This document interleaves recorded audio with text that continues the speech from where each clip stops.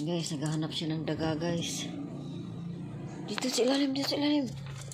Ito. Mayroon kasing daga dito guys.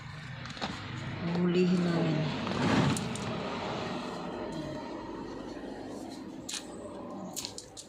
Asa na?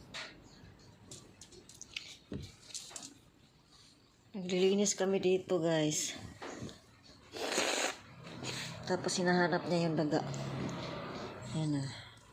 Hanap mo yung daga. Hanapin mo. Asa na? Siya yung pumapatay dito ng ano guys. Pag meron kaming nakikitang pagala-gala. Inaano niya. Kinakagat niya. Yan guys oh. Inaamoy-amoy niya pa yan.